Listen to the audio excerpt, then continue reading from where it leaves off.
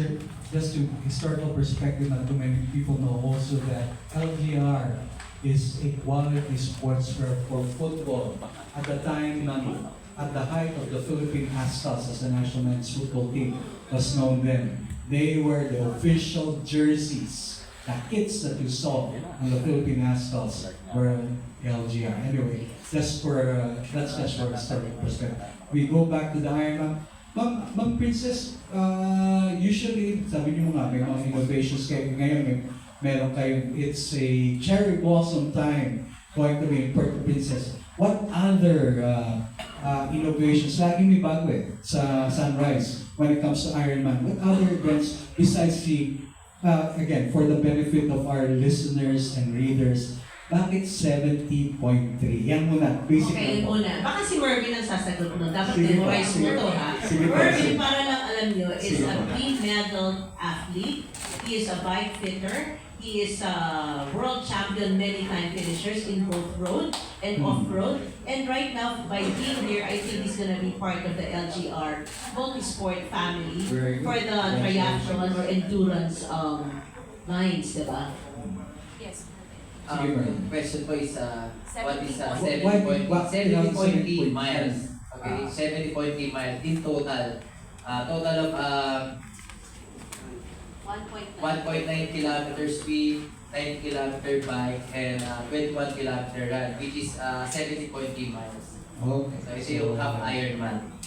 Kaya tinawag na 70.3. Oo, kasi nga, pag sinabi mong half Ironman, parang half ka lang, pero yung half pa lang na yun, Mervin, mahirap na, di ba? So ginawa nila Ironman 70.3 to give respect to a very challenging distance also that requires a lot of training, endurance, and mental focus.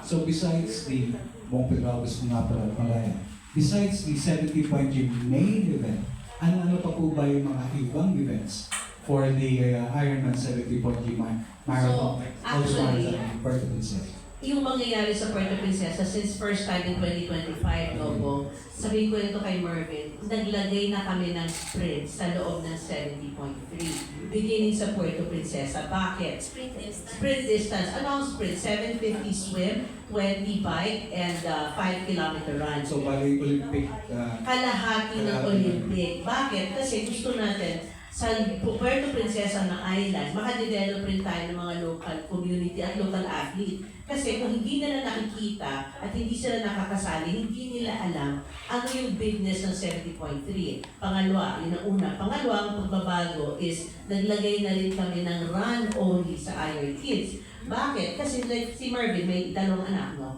Yung panganay, si Max, pwede na siyang mag-aquathlon. Pero si baby girl, na gusto rin niyang magkarera, hindi pa siya marunong swim. So, lahat ng bata marunong mag-run. So, nilagyan na rin namin ng run.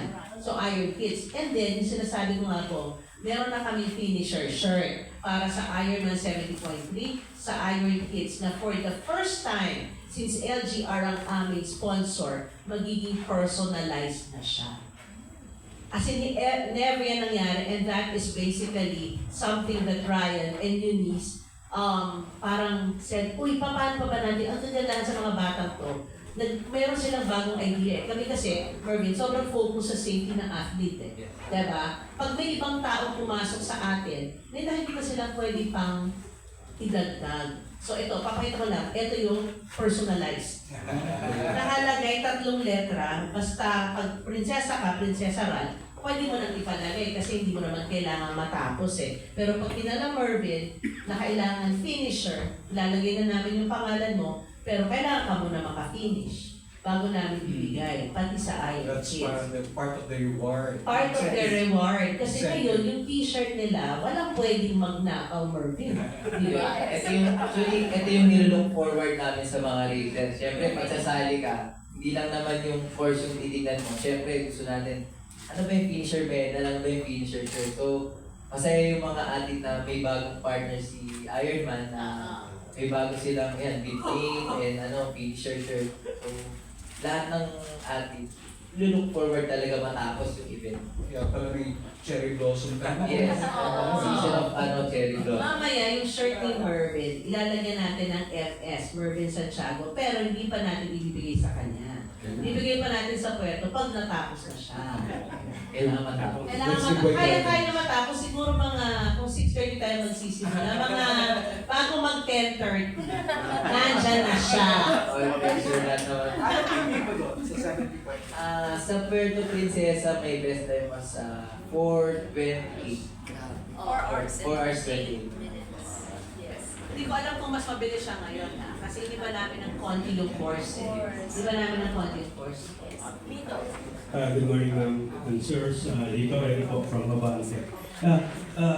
Ma'am Princess, medyo hindi maganda yung situation sa Puerto Princesa recently no, kasi nadali ng shear line. But any update po sa inyong ruta, yung naapektuhan ba yung inyong mga preparations and yung inyong mga categories? Actually, tama ka. No? Ilang araw ko na siyang minomonitor eh. So this morning, thank God, maaraw na siya. So ang sabi ko na lang, buti na lang, bumuhos na ngayon, di ba? Para pagkarera namin, okay na. So basically right now, nitong starting today, maaraw na, nag-iikot na sila ulit para i-make sure na yung facilities are okay. Especially yung quality ng tubig. Kasi yesterday, nag-sign kami ng, nag-sign kami ng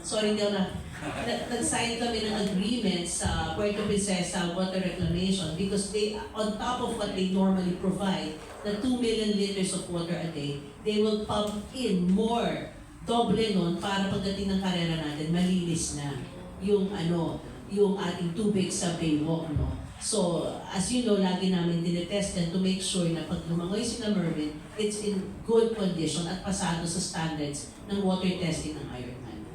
Ma'am, yung 78 countries na kasali, yun po ba yung pinakamalaki sa inyong pag-held ng Ironman? Ang pinakamataas, actually 42 siya as per FARA right now, no? 42 siya. Isa sa pinakamataas to in terms of number of countries. But in terms of percentage, it's almost a 50-50 sa Pilipino. So marami silang kalaban sa slot. Basically kasi may World Championship slot ito. Ang pinakamalaki namin in the past, percentage-wise, is always Cebu Mervin, mga 30%. Diba? But in Puerto Princesa, naging halos 50-50 siya. Ma'am, sino yung, babalik po ba yung mga 4-time champions natin? Or yung defending champion last year kasi from South Africa, saka yung babae from Netherlands? Wait lang, yung South Africa, si Henry Schumann yun. Sa Cebu siya nanalo. Wala tayong pro. Wala tayong pro sa Puerto Princesa. Ang pro race natin this year dito is Cebu pa. Cebu pa rin. So malamang babalik sila sa Cebu. But alam niyo guys, ang mga pro ngayon, Mervin, ang babata. My God, mga 25. So ang bata na ng retirement age, no? Ng mga professionals ngayon. So yung mga last year, nag-compete si Henry Schumann sa Taupo eh. Pero I think ilang place siya doon, parang top 10, ganyan. Pero yung yung dapat mananalo, parang 25 years old lang girl. Ano pangalan nun? Hindi ko naalala. Hindi ko lang maalala pero bata pa siya. Bata pa siya. Question to Sir Ryan. Sir,